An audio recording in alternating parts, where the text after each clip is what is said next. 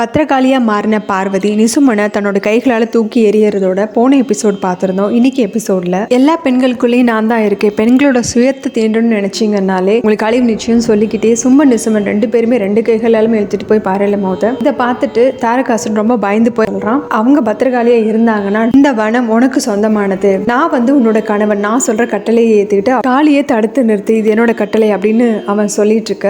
இங்க தாரகா சொல்றா, நான் அதை எப்படி தடுத்து நிறுத்த முடியும், உங்களோட எதிரி பார்வதி இல்லை மகாகாளி தான் நீங்கள் ஏற்கனவே சொல்லியிருக்கீங்க, ஆனால் அந்த மகாகாளியை நான் கும்பிடுற தெய்வம் தான், அப்படிங்கிறப்ப நான் எப்படி தடுத்து நிறுத்த முடியும் அப்படின்னு கேட்குறா. அதுக்கு உடனே திரும்ப அவன் தாரகாசன் சொல்ல, நான் உன்னோட கணவன், என்னையும் எதுக்கு துணிஞ்சிட்டியா அப்படின்னு சொல்லி அவளை கீழே தள்ளி விட இங்க பத்திரகாளி கோபத்தோட வாழை எடுத்து சும்மன் நிசுமன் முன்னாடி நிற்க, இந்த டைம் அங்க தாரகாசுரன் நான் உங்ககிட்ட அன்பா பேசுறதுனால என்னை ரொம்ப சாதாரணமா நினைச்சிட்டியா, நான் உன்னை விட்டுட்டேன்னா உன்னோட நிலைமை மோசமாயிரும், என்னோட காலில் தான் இருக்கணும் அப்படின்னு சொல்லிட்டு அவளை மிதிக்க போக அங்க சும்மன் நிசுமனை கொல்றதுக்காக வாழை போகுன காளி இதை பார்த்துட்டு தாரகா அப்படின்னு சொல்லிட்டு அங்கிருந்து இங்க கோவத்தோட வாழை எட்டி உதச்சிட்டு உன்னோட அழிவு ஆரம்பமாயிருச்சு அப்படின்னு சொல்லவும், நான் யாரையும் கொல்லலை, என்ன எதுக்கு கொல்றீங்க அப்படின்னு கேட்கறான் அவன். அதுக்கு நீ குற்றம் செஞ்சிருக்க, எல்லா நிமிஷமும் நீ தவறு செஞ்சுட்டு தான் இருந்திருக்க, இது வரைக்கும் இந்த காட்டுக்குள்ள ஒரு பெண் மாதிரி வேடம் அணிஞ்சிட்டு தானே எல்லாரும் ஏமாத்தி இருந்திருக்க, பெண்ணோட நம்பிக்கையும் கொண்டிருக்க, அதனால அப்படிப்பட்ட ஒருத்தன் உயிரோட இருக்கக்கூடாது அப்படின்னு சொல்லிட்டு தாரகாசுரன் நோக்கி வாழங்கிறாங்க. உடனே வழக்கம் போலவே தாரகா தேண்டாம் அப்படின்னு சொல்லி தடுத்து நிறுத்துறான். தாரகா சொல்றா, இது வரைக்கும் என்னோட இல்லற தர்மத்தில் நான் சரியாக தான் வாழ்ந்திருக்கேன்,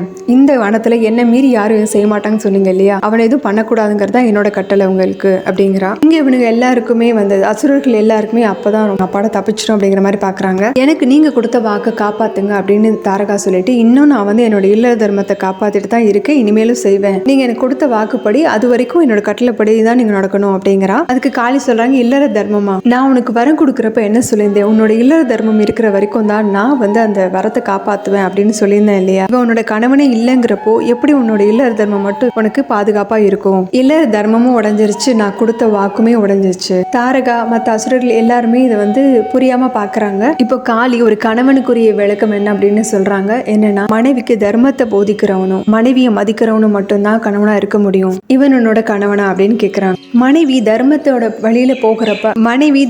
வழியில போகிறப்ப தடுத்து நிறுத்துற எப்படி கணவனா இருக்க முடியும், மனைவியோட வளர்ச்சிக்கு அவன் காரணமா இருக்கலாம், ஆனா அவளை ஒரு அழிவுக்கு பிரயோகிக்கிறவன் எப்படி ஒரு கணவனா இருக்க முடியும், கணவன் மனைவி ரெண்டு பேருமே சரிசமமானவங்களா தான் இருக்கணும், மனைவியை சகியா நினைக்காம சேவையா நினைக்கிறவன் அப்படிப்பட்டவனை ஒரு கணவனா மதிக்கிறதே தவறு. இவ்வளவையும் தாரகாசுரனுக்காக சொன்ன பத்திரகாளி அடுத்ததா தாரகா கிட்ட கேட்கிறாங்க, உன்னோட கணவன் தவறான வழியில போறாங்கிறது தெரிஞ்சும் தடுக்கிறதுக்கு எந்த முயற்சியும் செய்யல, அப்போ உங்ககிட்ட மட்டும் எங்க இல்லற தர்மம் இருக்கு, நான் கொடுத்த வரத்துக்கான ஆதாரமே இங்க முழுமையா இல்ல, அப்புறம் வர மட்டும் எப்படி முழுமையா இருக்கும் அப்படின்னு கேட்கிறாங்க. அவங்க என்ன சொல்ல வராங்கன்னு புரிஞ்சதுமே, வேண்டாம் கருணை காட்டுங்கன்னு தாரகா கேட்கவும் அவங்க சொல்றாங்க, கருணை உள்ளவங்கிட்ட மட்டும்தான் என்னால கருணை காட்ட முடியும், மிருகங்கள்ட்ட காட்ட முடியாது. இவ்வளவும் சொல்லிட்டு அவங்க ஆக்ரோஷமா கத்திட்டு ஆயுதங்களோட நிக்கிறாங்க. இதை பார்த்ததும் தாரகா ரொம்ப பதட்டமாகறா. இவங்க ஆயுதத்தோட நிக்கிறத பார்த்ததுமே தாரகாசுரன் கேட்கிறான், எனக்கு என்னோட மனைவிக்கு உள்ள பந்தத்தை பத்தி பேசுறதுக்கு நீ யாரு அப்படின்னு சொல்லி கேட்கிறான். அதுக்கு காளி சொல்றாங்க, நானும் ஒரு பெண் தான், இந்த உலகத்துல இருக்க எல்லா பெண்களுக்குள்ள இருக்கக்கூடிய சக்தியும் நான் தான், உங்களோட சேர்த்து உங்களுக்கு